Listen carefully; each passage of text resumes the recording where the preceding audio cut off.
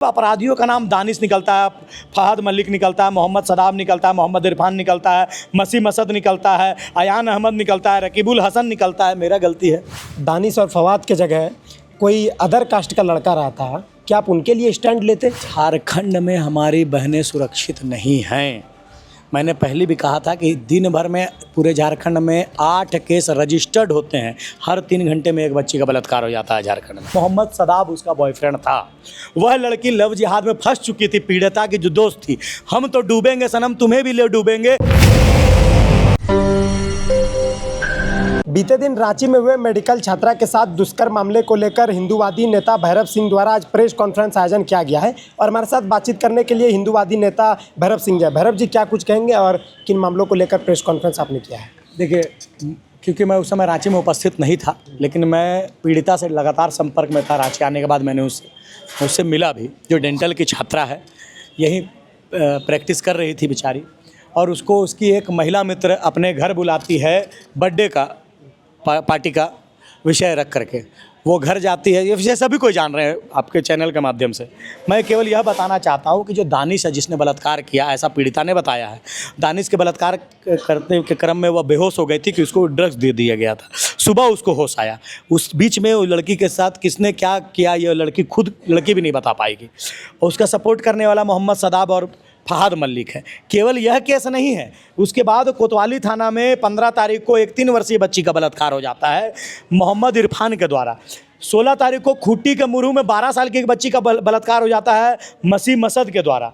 अयान अहमद के पास 180 लड़की लोग का 350 से अधिक वीडियो मिलता है, जो ऑल ओवर इंडिया के प्रत्येक चैनल ने लगभग दिखाया है। उसके बाद क्या हो सकता है? कॉरपोरेट जिहाद नया आया है। टीसीएस कंपनी नासिक की एचआर निदा खान अपने कर्मचारियों के द्वारा, जिसका नाम शाहरुख हुसैन, शौकत कुरैशी, राजा रफ़ीक, मेमन, ये सब के द्वारा जबरन महिलाओं को, हिंदू महिलाओं को, ऐसी महिलाओं को रोजगार में रखा जाता था जो आर्थिक रूप से कमज़ोर हैं, जिनका फैमिली बैकग्राउंड कमज़ोर है, जिनका सपोर्ट में लोग खड़े नहीं होते हैं। ऐसे आवश्यकता वाली लड़कियों को लालच दे करके टीसीएस कंपनी में जॉब दिया जाता था। बाद में उसको बीफ खिलाया जाता था। अंततः कई एक बच्चियों का बलात्कार भी हुआ है।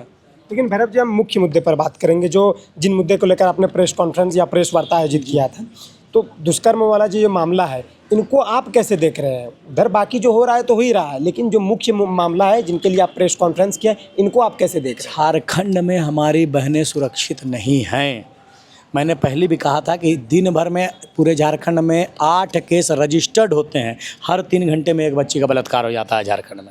8 रजिस्टर्ड केस होते हैं। ऐसे कितने केस होंगे जो कि रजिस्टर्ड नहीं हो पाते हैं, जिसमें से डेंटल छात्रा का जो मैटर है, वो भी 3 दिन के बाद वो डरे सहमे, जब उसको कुछ सपोर्ट मिल गया तब जा कर के उसने FIR करने का जो है कोशिश किया। बहुत मुश्किल से उसने FIR किया, बहुत डरते सहमते हुए। तो ऐसे कितने केसेस होंगे जो कि रजिस्टर्ड भी नहीं हुए। मैं कहना चाहूँगा आपके चैनल के माध्यम से, झारखंड एजुकेशन हब है। रांची में सभी जिलों से लोग पढ़ने आते हैं, अपने माँ बाप अपने बच्चियों को पढ़ने भेजते हैं। इवन बंगाल, बिहार, छत्तीसगढ़, उड़ीसा से भी बच्चियाँ पढ़ने आती हैं रांची में। लेकिन रांची में ऐसा स्थिति है, दयनीय स्थिति है कि यहाँ पर कोई बहन रात को 9 बजे अकेले फिराया लाल से लेकर के लालपुर और कोकर जाने में भी डरती हैं, कि कोई जानती हैं कहीं ना कहीं गिद्ध दृष्टि डाले अपराधी बैठे हुए हैं। तो यह अपराध कैसे कम हो? या अपराधियों को सज़ा जब तक फास्ट ट्रैक कोर्ट के तहत नहीं मिलेगी, तब तक अपराध कम नहीं होंगे। हमारा विषय ये है। आपको ये नहीं लगता भैरव जी कि आप एक सिलेक्टेड कास्ट के तहत आप आवाज़ उठा रहे हैं? अगर दानिश और फवाद के जगह कोई अदर कास्ट का लड़का रहता, क्या आप उनके लिए स्टैंड लेते? आपको ध्यान में होगा, बलात्कार के ही विरोध में, नारी सशक्तिकरण के समर्थन में, महिलाओं के सुरक्षा के विषय को लेकर के हम लोग 2021 में रोड में उतरे थे। और जिस महिला का सर कटी लाश मिली थी, उसका समर्थन हम लोग जब खड़े थे, वो लड़की मुसलमान थी। किसी भी महिला के साथ गलत होता है, चाहे वह किसी जाति, किसी धर्म की हो। ये मेरा सनातन धर्म सिखाता है, अगर वो महिला है तो मेरी बहन स्वरूप है। मैं प्रत्येक महिला के साथ खड़ा हूँ। लेकिन जब अपराधियों का नाम दानिश निकलता है, फहद मलिक निकलता है, मोहम्मद सदाब निकलता है, मोहम्मद इरफान निकलता है, मसी मसद निकलता है, अयान अहमद निकलता है, रकीबुल हसन निकलता है, मेरा गलती है। जब एचआर कंपनी की मालिकिन का नाम, जिसमें ज़्यादा लोगों को धर्म परिवर्तन कराया गया, उसका नाम निदा खान निकलता है, उसके कर्मचारियों का नाम शाहरुख हुसैन निकलता है, शौकत कुरैशी निकलता है, राजा रफ़ीक निकलता है, मेरा गलती है।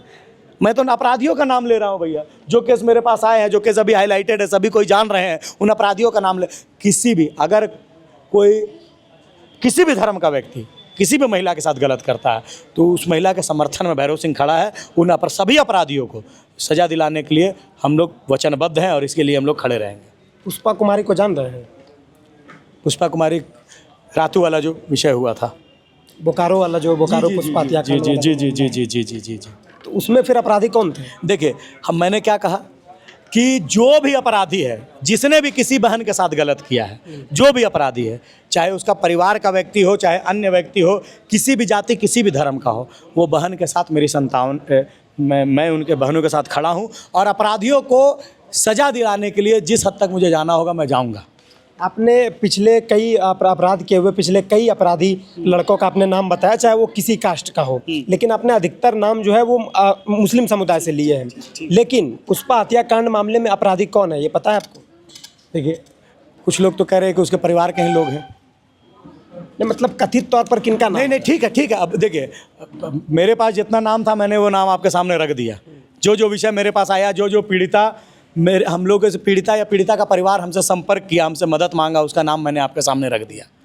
वह ये काम जिनके ऊपर एफआईआर हो चुका है, बाय नेम जिनके ऊपर एफआईआर है, थाना में लिखा हुआ है, उनका नाम मैंने आपके सामने लिया। मैंने फिर आपके चैनल के माध्यम से कह रहा हूँ कि पूरे भारतवर्ष में मेरा उतना लंबा हाथ तो नहीं है कि मैं सब तक पहुँच सकता हूँ। झारखंड की राजधानी रांची में जहाँ मैं रहता हूँ, जहाँ मेरा होम टाउन है, वहाँ आकर अपराध होता है। हर क्षेत्र में, हर जिला में कोई ना कोई नेतृत्वकर्ता बैठा हुआ है जो बहनों की सुरक्षा के लिए लड़ता है। मैं रांची का बात करता हूँ क्योंकि मैं रांची में रहता हूँ। रांची में अगर इस प्रकार की घटना होगी और मेरा सामर्थ्य है कि मैं रांची के हाई कोर्ट, रांची के लोअर कोर्ट में जा करके उपस्थित हो सकता हूँ, इसीलिए मैं उनको न्याय दिलाने के लिए वचनबद्ध हूँ। चलिए मेरा सवाल इसमें जो पीड़िता है वो जो लड़की बुलाई थी वो हिंदू थी, आपने उसका नाम नहीं बताया, ना उसका जिक्र किया। देखिए हाँ, ये प्रश्न है ना। देखिए मैं किसी भी महिला, क्योंकि वो उसकी दोस्त थी, मैं उसका नाम नहीं ले रहा हूँ, लेकिन मैं ये बता रहा हूँ, उसका नाम आपके चैनल के माध्यम से सब लोग जान चुके हैं, लेकिन मैं ये बता रहा हूँ कि मोहम्मद सदाब उसका बॉयफ्रेंड था। वह लड़की लव जिहाद में फंस चुकी थी, पीड़िता की जो दोस्त थी।